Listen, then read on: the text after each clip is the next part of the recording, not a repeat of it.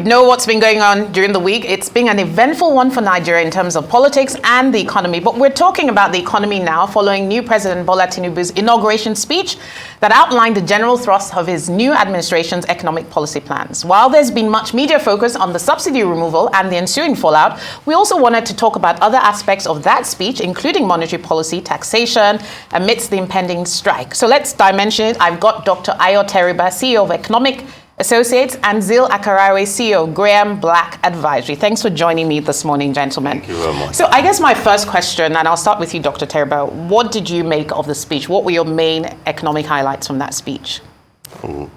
Right, well, we should once again, congratulate Nigeria for that successful transition that saw one president handing over to the other. And we should welcome, once again, the new president. It's been 3 decades it's a culmination of 3 decades of democratic struggle. And Nigeria has a lot of relief that we expect, and quite legitimately so, from the regime of President Bola Tinubu. And he lived up to expectation in the speech, in empathizing with Nigerians and speaking with the key economic issues that they're worried about. Of course, including the removal of the petroleum subsidy that's become a major drain on the government purse. The unification, he mentioned the unification of the exchange rate. He mentioned bringing some orderliness back to monetary policy, particularly raising expectations about the likelihood of interest rates coming down. Spoke about, manufacturing, industrialization, and all the, rest of expectations. And it's in one case, in the case of the subsidy remover, he didn't just speak to meet expectations. He actually said the subsidy was gone. And that raised more questions on people's minds than it offered answers. And the subsequent days of the week had provided some answers, but yet new questions are arising. Yeah, of course. I paused there since you're just asking me about the speech. And one of the major commitments he made was to maintain a minimum of 6% GDP, which some people were quite cautiously optimistic about. We have GDP figures for Nigeria over the last year and a few quarters. Zeal, I want to get your take on that. What are your thoughts on how he should go about that, Zeal?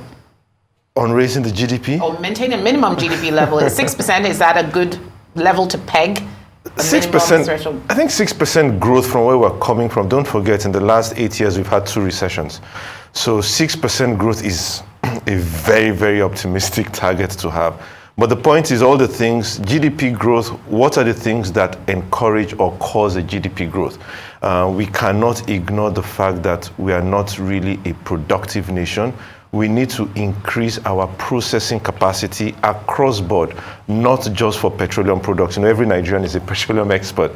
But one of the things I think we as a people need to focus on is the fact that we are still in the extractive industry. Even though we claim to have diversified, we have not diversified the processing. So we extract raw materials, export it at the cheapest rate possible. Somebody else adds value, and then we import it. The GDP growth comes from the addition of value. So we need to find a way to ensure that starting from our crude oil to our cassava, to our cocoa, everything else, to our human resource, to ensure that in country we can process, add value, and then consume. That's where any type of growth will come from, and that's something that we've sorely missed over the last decades. And what do you think investors will make of his speech? I mean, markets reacted positively initially, but given the nationwide strike threat, how is that going to play out in terms of market reaction? The market, from our understanding, has been, let me put it this way, the subsidy has been a massive drain on everything Nigerian. And its continued existence was a major threat to our existence, to be honest. So I think that's why there was a positive reaction to that.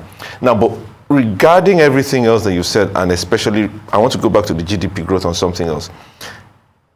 It's not possible to empower or to encourage or to focus on processing or productivity without focusing on power. I think, in my opinion, historically, our presidents like to hold on to the Minister of Petroleum portfolio because of the amount of power that sits there. In terms of messaging to the international community, like you said, imagine just hypothetically that the president, instead of holding on to the Minister of Petroleum portfolio, holds on to the Minister of Power portfolio. I think the reaction and the spin-off from that will be far more than we know, because that means if you want to talk about GDP growth, you want to talk about adding value, you want to talk about processing, and the president says, I'm going to oversee power myself, I think that messaging will make a lot of difference. Yeah, that would be an interesting one. Very, very insightful thought there. So, Dr. Teriba, I want to come back to you. One of the things that's been less talked about amidst the subsidy issue is the unification of the exchange rate. And I wanted us to kind of peel that apart a bit.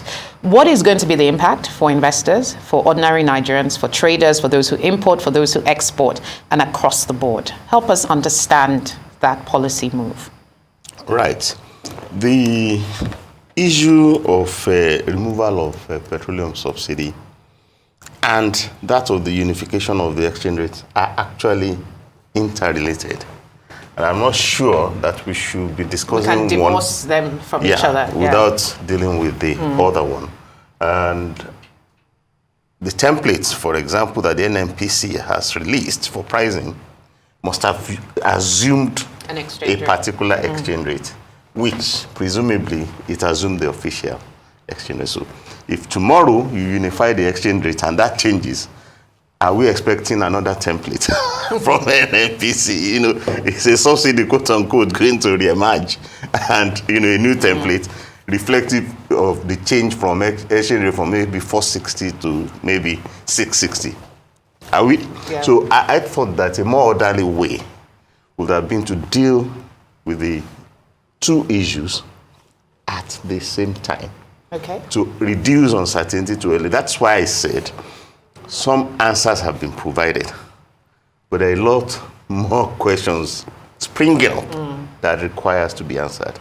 And if we look at the full week, we now have the privilege of seeing the first full week of President Tinubu's government. He's going to get 52 weeks in each year, times 4. Okay, so you're going to get maybe 208 weeks if it is the morning that shows the day. We started on Monday by saying he pitched his pitch to investors. The most important element for investors is certainty. All right. Policy uncertainty delays investment decisions. Yeah. Can I take you on the policy uncertainty a bit? So you don't want a situation in which a good policy reform that everybody wants to see happen is now happening, but comes with new types of uncertainty. You have mentioned the strike. You have just said the price template. Is this it? For how long and how soon is it going to change? So I do think that the president should please find a more orderly approach to doing the things that he has to do that is inevitable. Engage labor, engage groups that might be vulnerable to the policies that are going to be announced, so that we don't get another week of uncertainty. Yeah, interesting. And you make some very good points. But one of the things, and maybe, Zeal, you can also wade in here, is that somehow I feel that we need to control the narrative and the messaging. Because, for instance, during the week, we had all sorts of messages out on social media and the media that the Naira had been devalued officially. It hadn't been devalued. And I think part of the challenge here is that certainty of messaging and consistency about what we are telling the markets and what we're telling investors. Don't you think? Yeah. We need some orderliness. It's a democratic regime. Is it? I see you smiling. It's not. We are. This 24 years of democracy and we are getting, a democratic champion. So let's be orderly about things. You say messaging. Who is giving the messaging? We have one speech from the president that was read on Monday. Who else has been giving messages? Key people who are the government appointees. For example, when you say government is dialoguing with Labour, who is representing the government? Yeah, we don't have a government. I heard you saying that the GMD of NNPC met with the Central Working Committee of the party after a president has been sworn in. Okay. We are not, run by a party. No, and we are not run by NNPC. So NNPC is not a government agency. It's a limited company. And I think that point, you make a very valid point. Some orderliness. You make a valid point around that. Zeal, I wanted to come back on the issue of the exchange rate and particularly what it means for investors and how much Nigeria has historically been losing out because of that policy, that kind of dual policy. What do you think is going to be the immediate positive impact of the unification of the exchange rate on the investment, on the private sector? I'll say three things. There will be three things I would focus on if I was an investor. One, and more importantly, is liquidity. Two, confidence. And three, transparency. The confidence comes from transparency. Our Central Bank of Nigeria has been anything but transparent over the last couple of years. If you use data from Central Bank, and I don't think there are very many people that use more than Dr. Teriba, there's a part of Central Bank's website where you go to get data and you can do some analysis. A lot of the data from there has been stripped. So that opacity negatively impacts market confidence. A negative impact on market confidence means that your pricing will be whack. Number two, liquidity. No matter what policy you come up with, if a foreign investor or any investor who has money trapped in Nigeria does not get it out, it doesn't matter what you say. It doesn't matter your body language. The point is, the money I have here, can I get it out? We know, well, some of us know that for as much as 6 months, maybe more, the central bank has not been able to fulfill certain obligations on forward contracts that it made last year. All those things need to be sorted. Do we know that for sure officially? Do I know that for sure? Yes, I know that for sure. Yes. Okay. So those are things that we cannot hide. It may not be public knowledge. It does not need to be public knowledge. But if you're talking about investor confidence, investors know these things. They've brought in dollars. They want to get out. There's a problem getting out. So even when you unify the rates, and the only way that I am aware as a financial markets expert to unify rates in our circumstance is to provide liquidity. Because you cannot set a fiat rate for the other markets. You can't tell them what to do. That's why they are the parallel market. So you can move your official market rate. Yes, that is within your control. But if there is no liquidity there and you do not clear the backlog of demand, the parallel market is going to gap. Yeah. So as long as that gap continues to happen, there's not going to be any unification. In 2013, I remember a time in the markets where both markets, the spread was less than 1%, 0.5%. So that's what a unification looks like. And that's because in the official market, there was liquidity. Number two, and very importantly, our current central bank governor made a crucial error in the 41 banned items. We banned them from the foreign exchange market, but did not ban them from being imported. So what are we saying? We're saying you can go ahead and bring it in, but go and source your own dollars. So you've pushed all of that demand into another market that's illiquid. So when we talk of unifying markets, it's not a price action. It's a policy and liquidity action. And of course, liquidity also depends on so many other things. There's another group of people who are very important stakeholders. We've talked about investors and Nigerian people.